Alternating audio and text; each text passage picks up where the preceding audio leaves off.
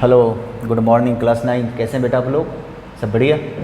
मैं real number फिर से शुरू कर रहा हूँ, इस बार एनसीईआरटी से, है ना, क्योंकि मुझे लग रहा है कि आपको थोड़ा सा दोबारा बताना ही पड़ेगा, क्योंकि मैं ठीक से आपको जानता हूँ नहीं। स्कूल खुला रहता तो एक महीने में मैं आपको जान जाता, है ना। और काफ़ी मेहनत करो। अगर 10 से 12 बच्चे भी मेरे वीडियो का फ़ायदा उठा रहे हैं ना, तो मैं समझूंगा कि मैं जो मेहनत कर रहा हूँ उसका फल मुझे मिल गया, वो भी सूद समेत। 10 से 12 बच्चे भी अगर ऐसा मिल गए तो। और मैं तो जान रहा हूँ कि जैसा कि आपके क्लास टीचर बता रहे हैं कि बच्चे बहुत ज़्यादा हैं जो कि इंटेलिजेंट हैं और हार्ड वर्किंग हैं, तो अच्छी बात है ना। तो क्या है कि देखो, एक तो मैं कैमरे के सामने हूँ, आप कैमरे के पीछे हो, कोई तालमेल तो बैठ नहीं रहा, ठीक है। तो उसमें आपको ज़्यादा हार्ड वर्क करना पड़ेगा, है ना, क्योंकि मुझे नहीं पता ना कि मैं जो बता रहा हूँ आपको क्या समझ में आया, नहीं समझ में आया। ग्रुप में आप डाउट्स वगैरह पूछा करो, और उसके लिए ज़रूरी ये है कि आप जब वीडियो देखो ना, तो एक तो हेडफोन लगा लो, कॉपी पेन लेके बैठो और कंसंट्रेट होके। अच्छा स्टूडेंट वही है जिसका कंसंट्रेशन लेवल बहुत बढ़िया है। कहते हैं ना कि वो बड़ा इंटेलिजेंट है, गॉड गिफ्टेड है, कोई नहीं है। उसका कंसंट्रेशन लेवल आपसे ज़्यादा है, इसलिए वो बढ़िया स्टूडेंट है, और कोई फंडा नहीं है। कहते हैं ना, बहुत बड़े ये आता है, बुक आता है, अच्छा स्टूडेंट कैसे बने, है ना, एक सक्सेसफुल स्टूडेंट कैसे बने। कोई एक लाइन में कंसंट्रेशन अपना बढ़ाओ और जो स्टडी पीरियड है वो इंक्रीज़ करो, बस हो गया, बात ख़त्म, है ना। इसके लिए आप 100 पन्ने का क्या बुक पढ़ना, कंसंट्रेशन। टिक के बैठिए, टेबल चेयर पे पढ़िए और टिक के बैठिए। बदहवास बच्चों के लिए मैं वीडियो बिल्कुल नहीं बना रहा, है ना। ये जो बदहवास हैं, 2 मिनट इधर देखते हैं, 5 मिनट इधर पढ़ते हैं, उनके लिए वीडियो नहीं है ना। तो जो सीरियस हैं उनके लिए वीडियो है, ठीक है। तो आप कंसंट्रेट होके देखना सारा चीज़। रियल नंबर मैं बता रहा हूँ, एक्सरसाइज आप बुक लेके देखना ये वाला वीडियो। अब वीडियो अगर देख रहे हो तो उसको पॉज करो और बुक लेकर आओ, एनसीईआरटी एक्सरसाइज 1.1। मैंने सारा चीज़ बता रखा। इसको देखने से पहले आप चले जाइए प्लेलिस्ट में, जो मेरे चैनल का प्लेलिस्ट है, वहाँ पे ढूंढिए रियल नंबर होगा, रियल नंबर या क्लास 9 ऐसा लिखा होगा, है ना। रियल नंबर होगा या ऐसा, मुझे याद नहीं आ रहा, आप देख लेना प्लेलिस्ट में, या नंबर सिस्टम करके ऐसा कुछ होगा, नंबर सिस्टम, है ना, क्लास 9, ठीक है।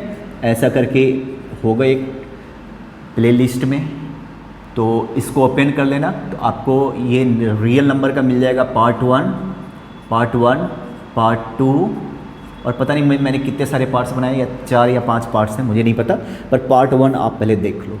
इस वीडियो को देखने से पहले, आज का वीडियो देखने से पहले पार्ट 1 आप देख लीजिए, है ना। प्लेलिस्ट में जाइए, रियल नंबर ढूंढिए, है ना, क्लास 9, और ये देखिए, या तो रियल नंबर होगा या नंबर सिस्टम। वो जो वीडियो पूरा देख लेना पार्ट 1। और फिर से वही बता रहा हूँ, कंसंट्रेट होके, बदहवास की तरह नहीं कि हम चल रहे हैं या छत पे बैठ रहे हैं, घूम रहे हैं, या खाना खा रहे हैं, या टीवी देख रहे हैं तो वीडियो देख रहे हैं।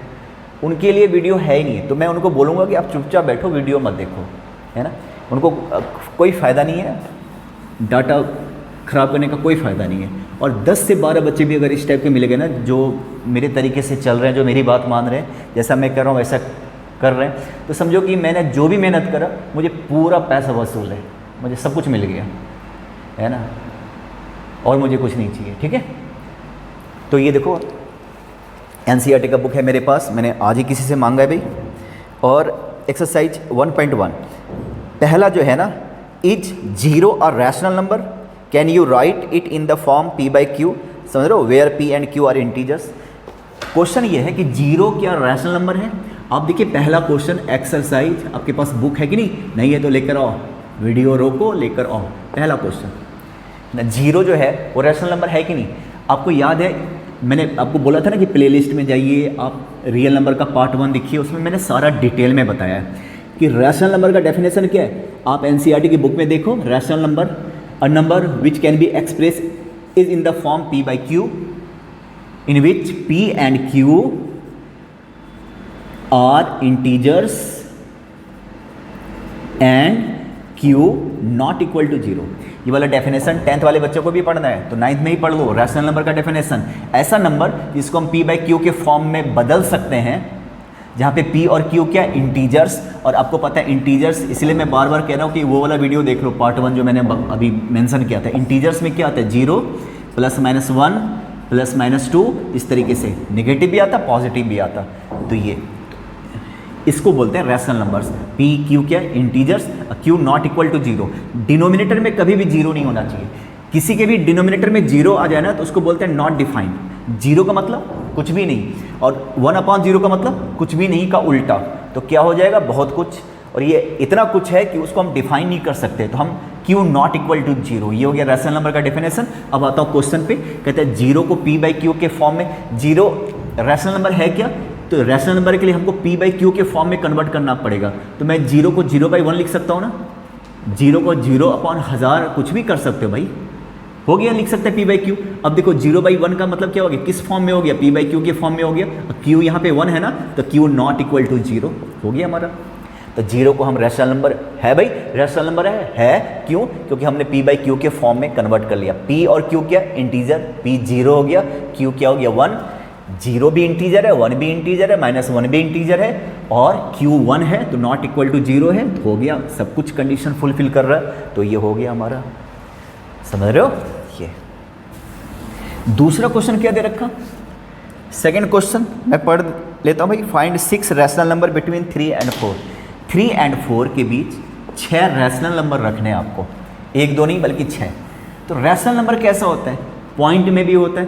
तो अगर मैं रफली अगर इसको बताता ना 6 रखने हैं ना, तो मैं रखना शुरू करता हूँ 3.1 इसके बीच में है कि नहीं, 3.2 3.3 3.4 3.5 3.6 3.7, 6 तो हो ही गए कम से कम।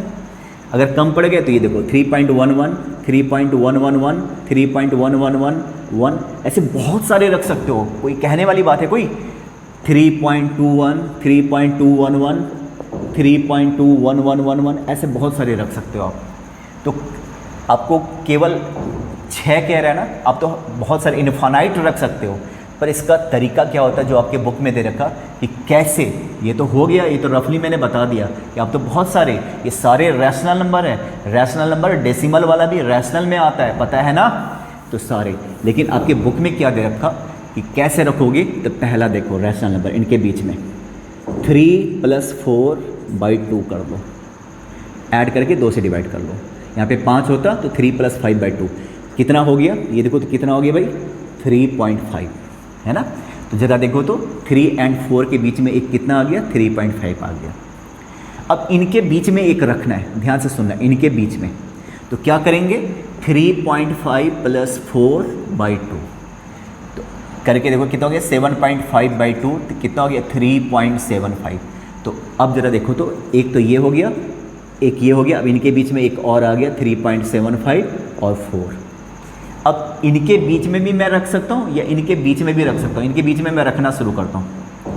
तुम इसके बीच में भी रख सकते हो ना, क्लियर है। तुम यहाँ भी एक रख सकते हो, लो 3 + 3.5/2 तो कितना हो गया 6.5, तो 3.25। इसके बीच में, इन दोनों के बीच में क्या आ गया 3.25 3.5 3.75 और 4। अब मैं इनके बीच में भी रख सकता हूँ, इसके बीच में मैं इसके बीच में एक रख लूँ, है ना। देखो तो 3.75 + 4/2 तो 7.75/2, तो कितना हो गया 3, ये हो गया 8 और ये हो गया 7.5, ऐसा कुछ मुझे दिख रहा है। तो यहाँ पे अब कैसे हो गया 3.25 3.5 3.75 और यहाँ पे 3 पॉइंट क्या आ गया था 875, तुम देख लेना, है ना। अभी कितने सारे 1 2 3 4 हो गए ना, और क्या एक यहाँ भी रख सकते हो, एक यहाँ भी रख सकते हो, एक यहाँ भी रख सकते हो, एक यहाँ भी रख सकते हो। रखना कैसे, दोनों को ऐड करके 2 से डिवाइड करते जाओ। इसके बीच में रखना है तो इन दोनों को जोड़ के 2 से डिवाइड कीजिए, ऐसे ऐसे 6 निकाल लीजिए। तुम निकाल लोगे ना ऐसे, है ना, आ जाएगा ना भाई, ठीक है आ जाएगा, तुम बता रहे हो।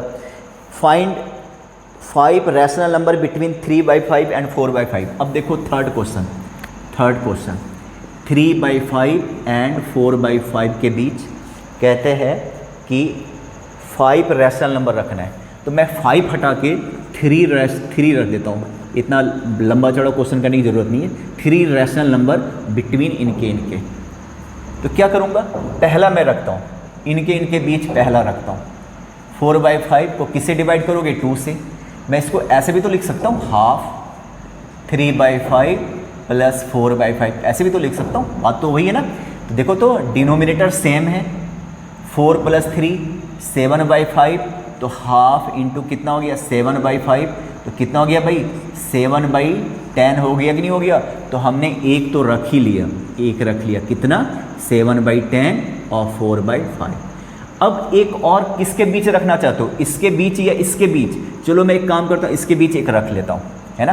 तो क्या करेंगे यहाँ पे, हाफ मतलब मैंने 2 से डिवाइड कर दिया, 3/5 प्लस 7/10/2, 2 यहाँ नज़र आ रहा। यहाँ पे आपको पता है एलसीएम लेना होता है 10, ये हो गया 6 + 7 13, इसको मैं क्या लिखूँ 13/20 लिखूँ। तो हमारा ऐसे आ गया 3/5, यहाँ पे क्या हो गया 13/20, यहाँ पे हो गया 7/10 और 4/5। मैंने 3 रखना था ना, 2 रख दिया, एक मैं यहाँ पे रख लेता हूँ। तो क्या करोगे, ये रहा हाफ और क्या 7/10 और प्लस 4/5, तो हाफ यहाँ से एलसीएम 10, तुम देख रहे हो ये सब एलसीएम वगैरह लेना आता कि नहीं, 8 15, तो क्या हो जाएगा 15/20, ये थोड़ा सा कट पिट जाएगा ना 5 से, तो कितना हो जाएगा 3/4। तो हमारा क्या हो गया फिर 3/5 13/20 7/10 और ये कितना हो गया 3/4। मुझे भरोसा नहीं आ रहा कि 3/4 ही आ रहा, 10 ले लिया भाई, 8 हो गया, नहीं सही है ना, 15/20, हाँ सही है ना। तो 3/4 और क्या हो गया 4/5, ये देखो 3 आ गया कि नहीं इसके बीच में। तुम ऐसे करके कुछ भी निकाल सकते हो, ऐसे करके जो मर्जी निकालना निकाल लो। अब मैंने पहले वाले जो वीडियो बनाया था ना, शुरू में जो बनाया था, वो वीडियो का क्वालिटी बहुत ख़राब था ना, वो अंधेरा था, उस समय लॉकडाउन शुरू ही हुआ था और मेरे पास कोई ऑप्शंस था नहीं। तो कोई नहीं, उसको तुम ध्यान से देखना और सुनने की कोशिश करना, ठीक है। अब ज़रा देखो, तो वहाँ पे देखना, वहाँ पे ऐसे वाले क्वेश्चंस ढेर सारे मिलेंगे आपको जो अभी पढ़ रहे हो। फोर्थ क्या है, स्टेट वेदर ट्रू या फॉल्स वाले हैं। Every natural number is a whole number, ये देखिए तो every natural number is a whole number, सही या गलत। तो ज़रा बताओ होल नंबर में क्या आता है, होल नंबर में आता है 0 1 2 3 ये सब आता है। नेचुरल नंबर में क्या आता है, नेचुरल नंबर में आता है 1 2 3 4 ... तो देख रहे हो every whole number natural number है क्या, नहीं ना, 0 होल नंबर में 0 आता है, 0 is not a part of natural number. तो ये वाला क्या हो गया फॉल्स, है ना। Sorry sorry every natural number, सारे नेचुरल नंबर 1 2 3, वो होल नंबर भी तो है ना, बल्कि होल नंबर में फालतू की चीज़ें भी है, पर नेचुरल नंबर के लिए जो कुछ चाहिए सारा मौजूद है। तो ये क्या हो गया, ये वाला हो गया ट्रू, क्योंकि देख लो नेचुरल नंबर का हर चीज़ होल नंबर में मौजूद है। इसके पहले मैंने उल्टा समझ लिया था, ठीक है। तो थर्ड, ये फोर्थ क्वेश्चन, फोर्थ का फर्स्ट पार्ट। फोर्थ का सेकेंड पार्ट देखिए आप, every integer is a whole number. भाई इंटीजर में क्या आता, इंटीजर्स में क्या आता, 0 +- 1 +-2 +-3, और होल नंबर में क्या आता है 0 1 2 3। तो 0 1 2 3 इंटीजर्स में भी है कि नहीं बताओ। सेकेंड वाले में every integers is a whole number, देखो तो क्या लिखा हुआ है, every integers is a whole number, है ना। इंटीजर्स में निगेटिव भी आता है ना, होल नंबर में निगेटिव आते हुए देखा है क्या, नहीं ना। तो ये फॉल्स है, ये क्या है फॉल्स। अगर इसका उल्टा होता ना कि every whole number is a integer, तो ट्रू हो जाता, क्योंकि होल नंबर में ये सब है, ये चीज़ इंटीजर में भी आता, तो वो ट्रू हो जाता। फिलहाल तो फॉल्स है, क्योंकि इंटीजर में निगेटिव भी होता, होल नंबर में कभी भी निगेटिव नहीं होता।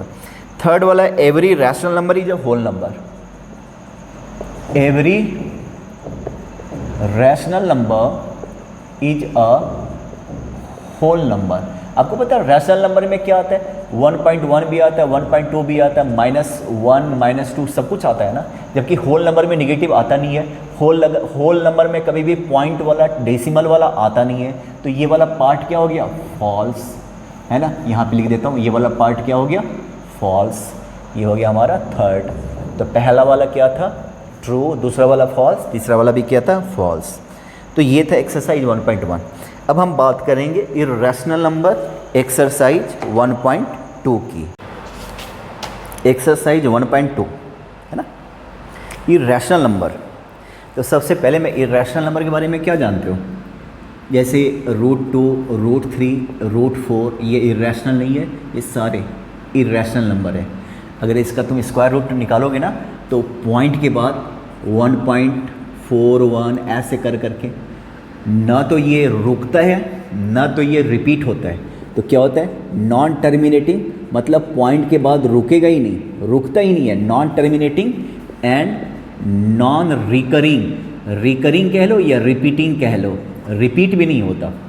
जैसे आप देखो ना 10 को 3 से डिवाइड कर दो तो ये 3.3333 डॉट डॉट डॉट इन्फानाइट, ये क्या है, नॉन टर्मिनेटिंग, ये भी नहीं रुक रहा, टर्मिनेटिंग रुक ही नहीं रहा, बट रिकरिंग।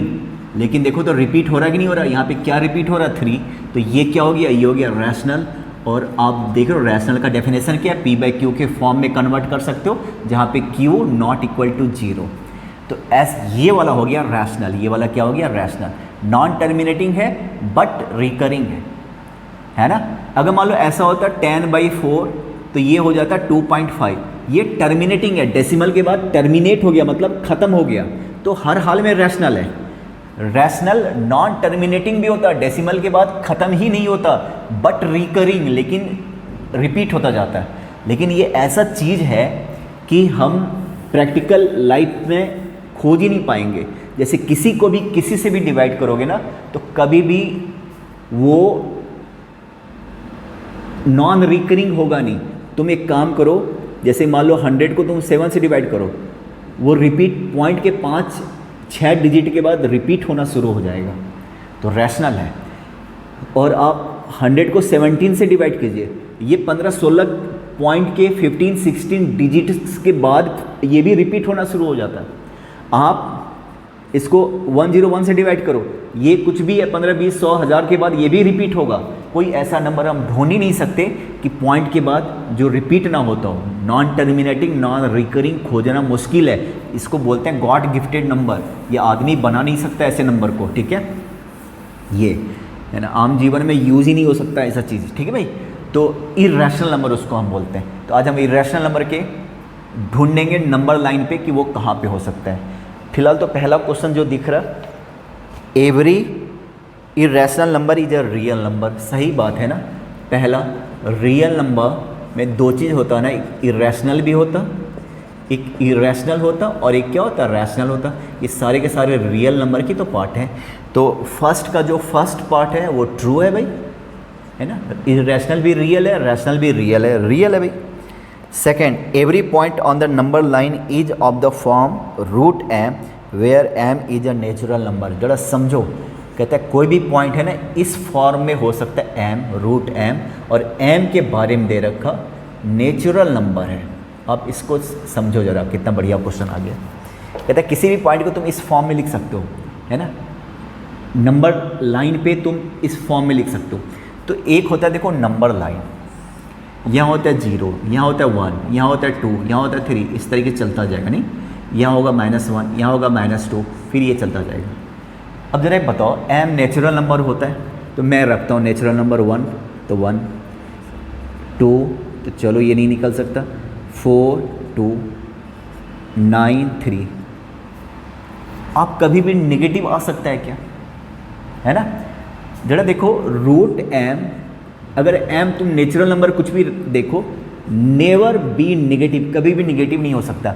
जबकि नंबर लाइन पे पॉजिटिव भी होता है, नेगेटिव भी होता है। अगर मैं कहूँ कि भाई तो ढूंढ के बताओ -3 कहाँ है, तो बड़े आराम से तुम बताओगे -3 कहाँ है ना। लेकिन अगर यहाँ पे m -3 को तुम इस फॉर्म में लिख सकते हो क्या, नहीं लिख सकते हो, है ना। अगर यहाँ पे m अगर नेचुरल नंबर है, कुछ भी रखेंगे तो नेगेटिव बाहर आ ही नहीं सकता।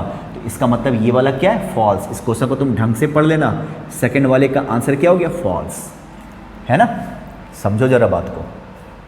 Third, every real number is a rational number, गलत। एवरी रियल नंबर में भी रैशनल आता है, इरेशनल आता है। हम ये कह सकते हैं कि every irrational number is a real, ये कह सकते हैं कि every irrational number is a real, लेकिन सारे रियल को तुम इरेशनल नहीं कह सकते, क्योंकि रियल का कुछ पार्ट रैशनल होता है, रियल का कुछ पार्ट इरेशनल होता है। तो थर्ड वाला समझ रहे हो बात को, इसको देख के समझ में आ गया ना, क्या है, फॉल्स। अब जरा देखो second question, are the square root of all positive integers irrational? If not give an example of the square root of a number that is a rational number. कहता है कि बताओ कि स्क्वायर रूट सारे number का irrational होता है क्या?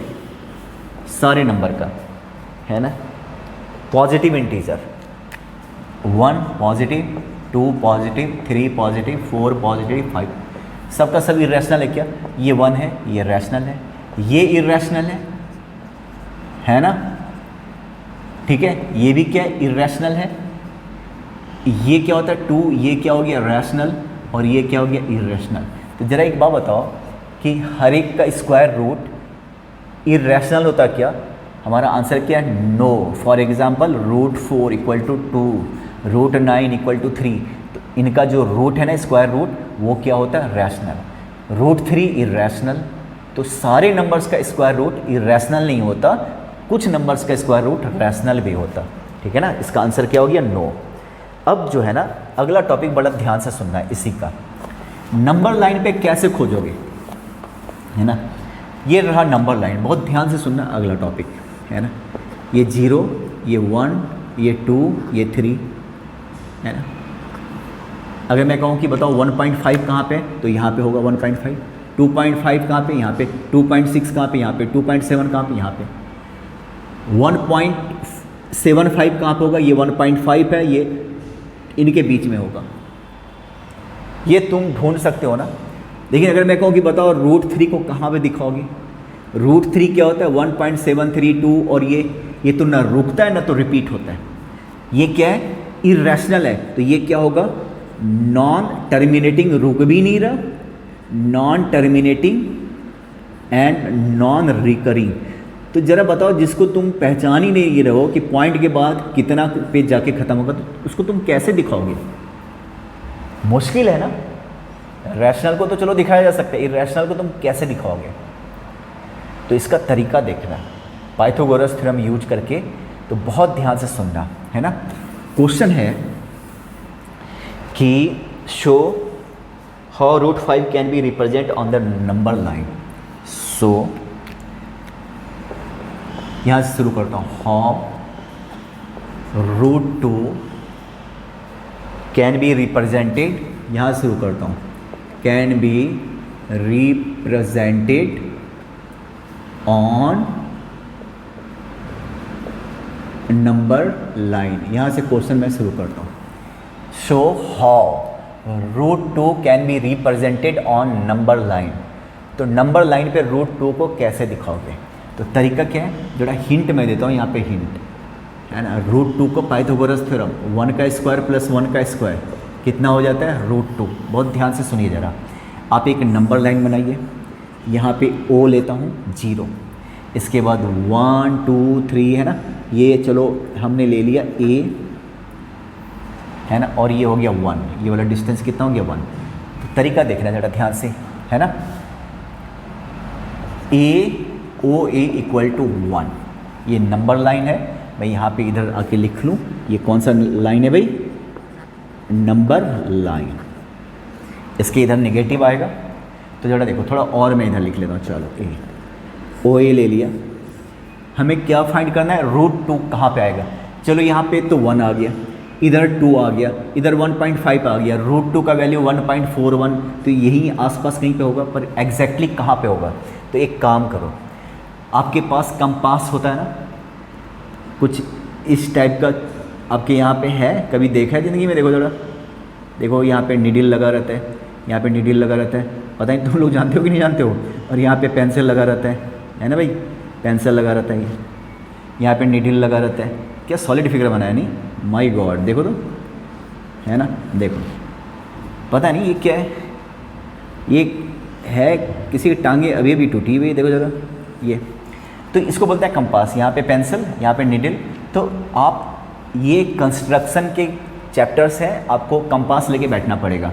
तो पहले आप ओ ए ले लो, बड़ा ध्यान से सुनो, है ना। इसके बाद ये कंपास है, फिर यहाँ से आप 90 डिग्री बना लो, 90 डिग्री ले लो।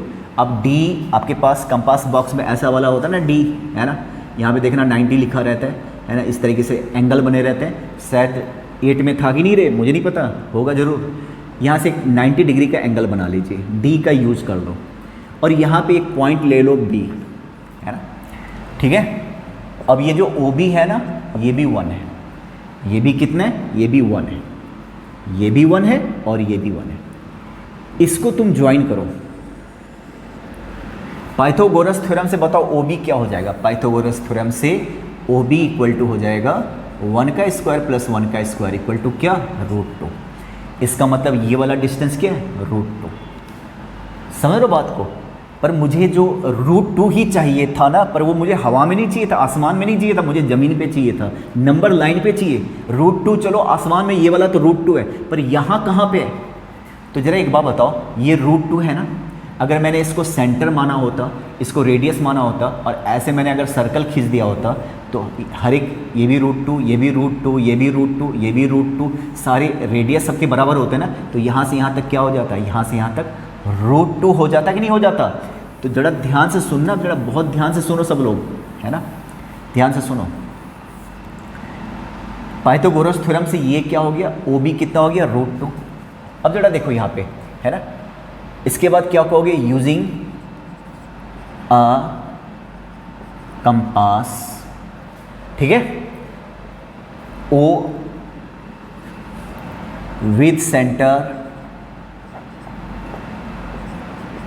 सेंटर ओ को सेंटर लिया, right, and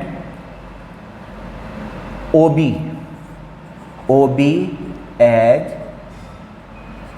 radius, draw an arc, है ना, विच इंटरसेक्ट नंबर लाइन, उसको सी लेट कर लेता हूँ। यहाँ से अगर देखो तो निडिल को यहाँ पे रखिए, यहाँ पे क्या रखिए, यहाँ पे निडिल, और यहाँ पे क्या रखो, यहाँ पे रखो पेंसिल, इस जगह पे रखो पेंसिल, और तुम ऐसे करके घुमा दो। पूरा घुमाओगे तो क्या होगा, सर्कल बन जाएगा, पर मुझे सर्कल नहीं बनाना है, आप ऐसे करके बनाते तो सर्कल, लेकिन मुझे बस सिर्फ इस आर्क से मतलब है। इस पॉइंट को मैंने सी कह दिया। अगर ये रेडियस है तो ये भी क्या हो गया, रेडियस। अगर ये √2 है तो ये भी क्या हो गया, √2। तो क्लियरली ये जो OC है ना, इक्वल टू किसके बराबर होगा, OB, क्योंकि रेडियस है और यहाँ पे रेडियस कितना है, √2। तो हो गया हमारा आंसर। हमें नंबर लाइन पे ढूंढना था, नंबर लाइन पे ढूंढो 1 कहाँ पे, तो ये 1 है, हमने ये 1 लिया हुआ है, 2 यहाँ पे है, 3 इधर है, तो √2 कहाँ पे, ये √2 है। ये वाला पॉइंट क्या हो गया, ये वाला पॉइंट हो गया नंबर लाइन पे √2, क्योंकि OA 1 है तो ये 1 है, OC √2 है तो ये √2 है। ऐसे ही हमने फाइंड आउट करना था, ठीक है ना। आप देख लीजिए इसको, ज़रा देख लीजिए इसको कैसे किया। सबसे पहले क्या किया आपने, सबसे पहले ज़रा ध्यान से सुनना, फिर से सुनो, है ना। पहले तो आप ऐसे एक नंबर लाइन ले रहे हो, ठीक है, यहाँ से आपने OA कितना लिया, 1, यहाँ से 90 डिग्री बना लिया, OB कितना लिया, ये भी 1 लिया, यहाँ से ऐसे खींच लो पाइथागोरस थ्योरम से कि ये कितना हो गया, √2, तो ये √2 हो गया। यहाँ पे क्या रखना है, निडिल, यहाँ पे क्या रखना है, पेंसिल, ऐसे आर्क बना लेना है, ये C, तो ये हो गया हमारा आंसर। C वाला जो पॉइंट है वो क्या हो गया, √2। अब जरा देखो यहीं पे मैं एक और क्वेश्चन लेता हूँ। अब √2 से √3 एक एक आगे कैसे बढ़ना है ये देखो, है ना, कैन बी रिप्रेजेंटेड ऑन √3 से कैसे।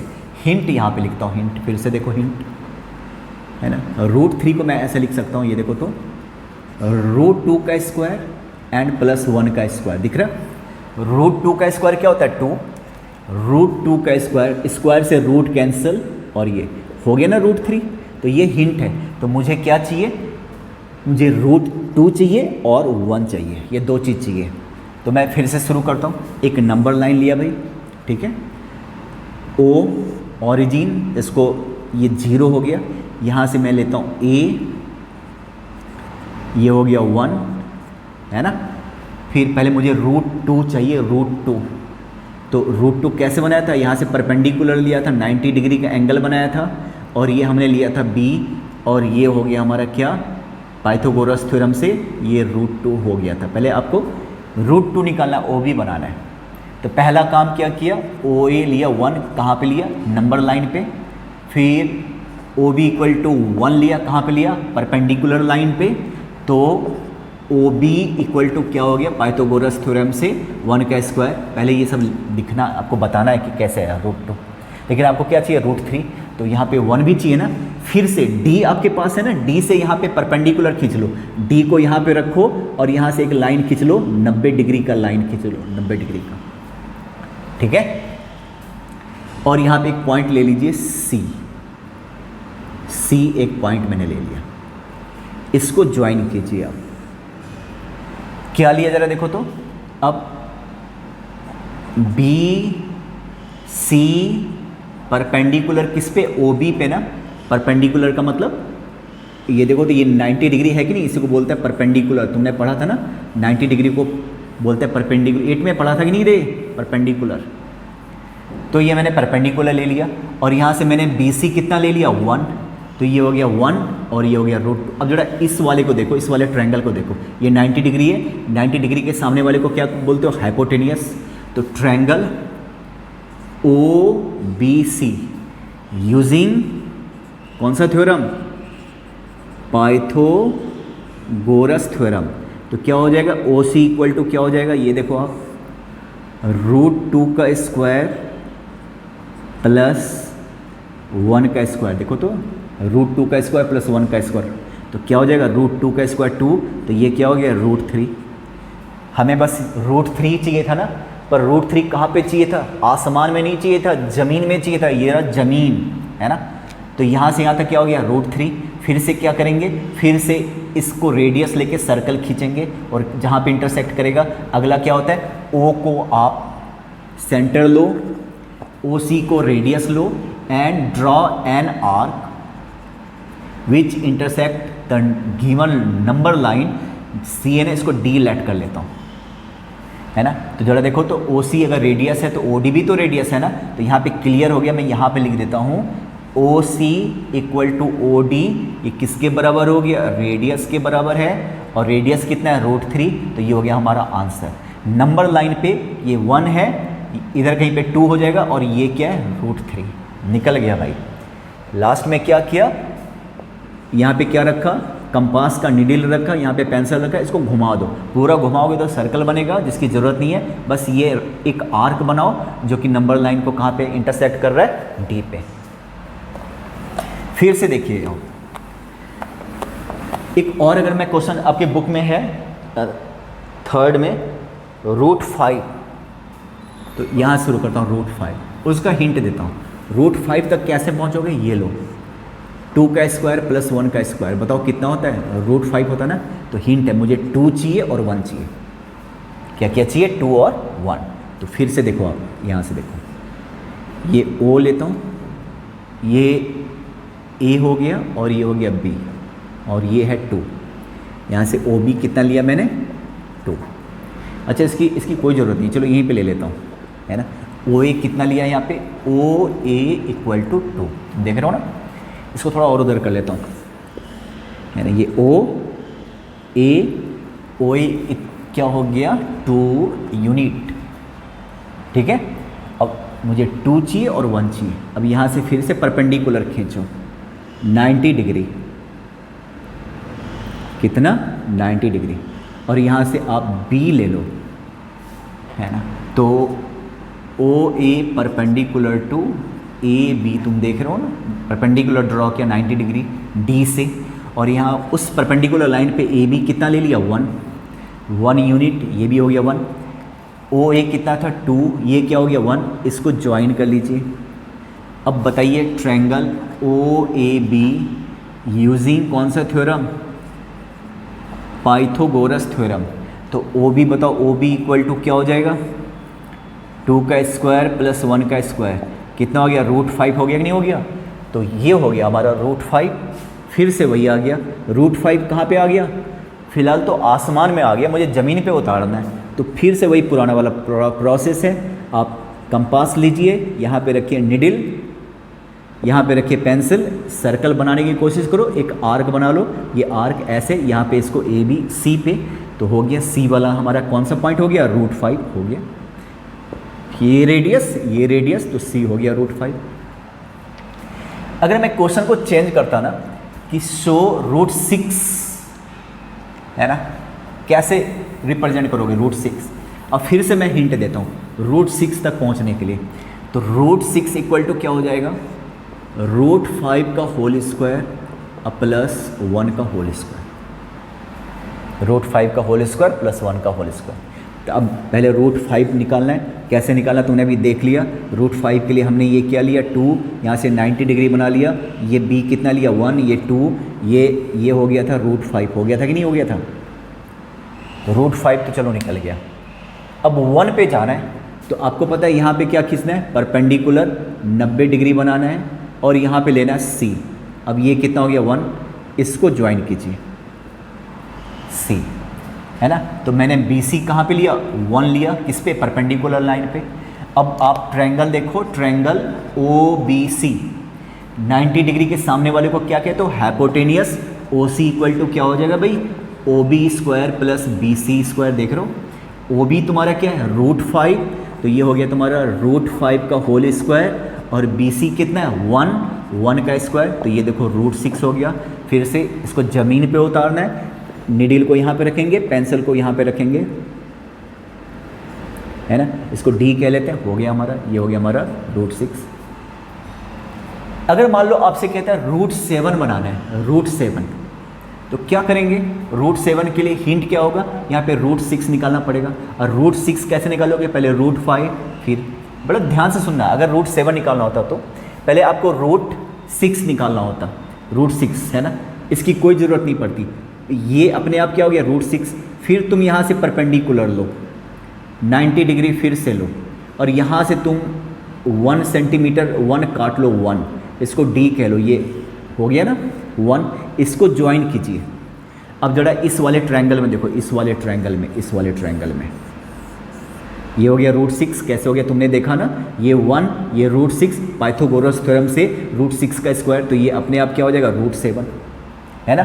फिर से तुम यहाँ पे, फिर यहाँ पे आ जाएगा √7, जहाँ भी जाएगा।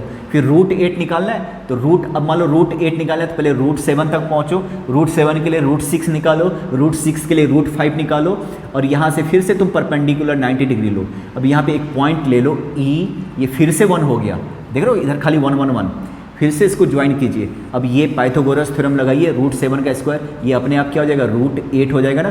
कंपास, निडिल यहाँ, पेंसिल यहाँ, ऐसे कर लो, वहाँ पे आ जाएगा, है ना। क्योंकि इसका जो 4th क्वेश्चन है ना, ऐसे ही है, यही एक्टिविटी पे है ना। एक लास्ट क्वेश्चन इसका बताओ, ध्यान से सुनना। √10 इसको कैसे रिप्रेजेंट करोगे, √10 को, तो √10 को हम क्या लिख सकते हैं भाई, 3 का स्क्वायर प्लस 1 का स्क्वायर, सिंपल सा है।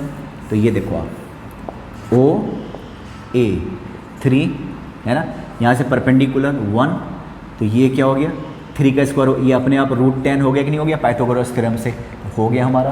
फिर यहाँ से ऐसे ऐसे आर्क खींच लो, तुम समझ रहे हो ना, आ गया √10, निडिल यहाँ, पेंसिल यहाँ, ऐसे। अब अगर आपसे कहता है √11, तो √10 निकाल दिया ना, फिर यहाँ से 90 डिग्री निकालिए, एक यहाँ से 1 ले लीजिए, इसको तुम B कह लो, इसको मिला लो, तो पाइथागोरस थ्योरम से ये √10 और 1, तो ये अपने आप क्या हो जाएगा, √11, फिर यहाँ से आर्क खींच लो। तुमको √12 निकालना है, तो फिर यहाँ से परपेंडिकुलर खींचिए, यहाँ से 1 लीजिए, इसको मिलाइए, ये हो जाएगा √12। तुम आराम से सुनो। तो ये हो गया तुम्हारा एक्सरसाइज 1 और एक्सरसाइज 2, इसको ढंग से पढ़ लेना, ठीक है। चलिए।